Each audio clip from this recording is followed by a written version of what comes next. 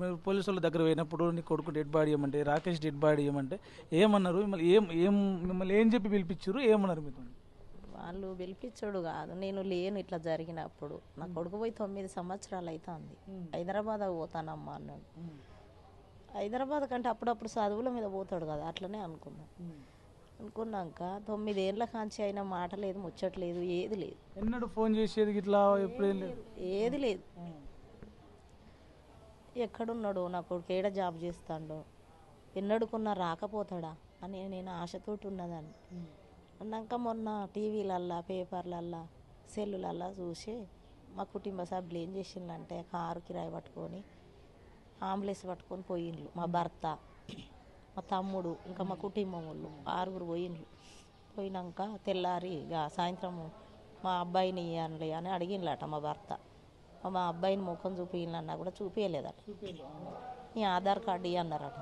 ఇచ్చిండట. అయ్యో నా కొడుకుని ఇస్తాడు కావచ్చు అనే ఆశతోటి రాసుకున్నారట. నేను పేరు రాసుకున్నారట. ఎప్పుడు ఇస్తారు సారు అంటే రేపు ఇస్తాం. ఎప్పుడు ఇస్తారు సార్ అంటే అప్పటికి ఇస్తాం. ఎన్ని రోజులు చెప్పారు ఇట్లా? 5 రోజులు జరిపారు అట్లా. అయిన రోజు రాత్రికే వెళ్ళిపోయిండ్రు వాళ్ళు. తెలిసిన వెంటనే వెళ్ళిపోయిండ్రు. ఇప్పుడు 4 గంటల వరకు 3 గంటల వరకు తెలిసింది. రాత్రి 8 గంటల వరకే వెళ్ళిపోయిండ్రు వాళ్ళు. పోయినా కాంచి వాళ్ళకు చూపెట్టు లేదు, ఇచ్చు లేదు, ఇదే జరుపుడు. ముఖం కూడా చూపెట్టలేదు.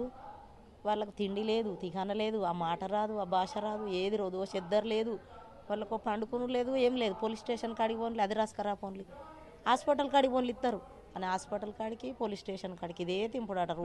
వీళ్ళు మాట్లాడుతుంది వాళ్ళ భాష వీళ్ళ భాష తెలియదు. ఈడికి పొమ్మంటానట, ఆడికి పొమ్మాలంట, తిరుగుతా అనలట, వీళ్ళని దింపిస్తానట. రోజు తింపించుడు, సాయంత్రం కాగానే వాళ్ళు తాళం పెట్టుకొని పోవుడు. ఇక రేపిత్తరో ఇయ్యాలిత్తరో, రేపిత్తరో ఇయ్యాలిత్తరో అని రోజు 5 రోజులు ఉన్నారు. ఇచ్చినాక సాయంత్రము నిన్న సాయంత్రము ఎస్పీ ఆఫీస్కి పిలిపించి మీరు సంతకాలు పెట్టండి, మీకు శవాలను ఇయ్యము అని అన్నారట. అంటే వీళ్ళు అన్నారట కదా, మేము ఎందుకు పెడతాము, శవాలను తీసుకుపోతానని మేము వచ్చినాము, మేము ఎట్లా సంతకాలు పెడతాము, మీరు ఎట్లా కాలుస్తారు, మేము పెట్టాము, మా శవాన్ని మేము పట్టుకపోతామని వీళ్ళు సపరేట్గా రిటర్న్ వచ్చేసినాక తలగా పెట్టినాము, మీ శవాలను తలగా పెట్టినాము అంటే ఎవరు ఇచ్చిండ్రు హక్కు? ఇప్పుడు చంపే హక్కు మీదే, తలగా పెట్టే హక్కు మీదే. అంటే ఇక కన్న బాధ్యత ఏం లేదు మాకు. కన్న బిడ్డను ముఖం చూసుకునే హక్కు లేదు, దానం చేసుకునే హక్కు లేదు మాకు. ఆ గవర్నమెంట్ ఇట్లున్నది, మోడీ ప్రభుత్వం ఇట్లున్నది, ఈ కాంగ్రెస్ ప్రభుత్వం ఇట్లున్నది, తెలుగుదేశం ప్రభుత్వం అట్లున్నది.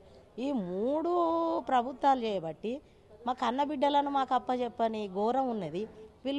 వీళ్ళు దేనికి ప్రజాసేవ చేస్తాననే కదా వాళ్ళు ప్రమాణం చేసింది. ఇట్లాంటి ఘోరాలు చేసేదానికైనా కన్న బిడ్డలను దూరం చేసి కనీసానికి చివరి ముఖమన్నా చూసుకోకుండా కనీసానికి ఆ బొక్కలు తెచ్చుకొని అన్న దానం చేసుకోకుంటానేనా వాళ్ళు ప్రమాణం చేసి చెప్పింది రాజకీయం ఎక్కేటప్పుడు అని నేను వాళ్ళను అడుగుతున్నా.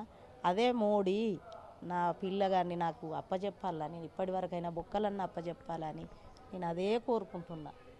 నేను 5 రోజుల కాంచి 6 రోజుల కాంచి కోరుకునేది అదే, ఇప్పటికైనా అదే.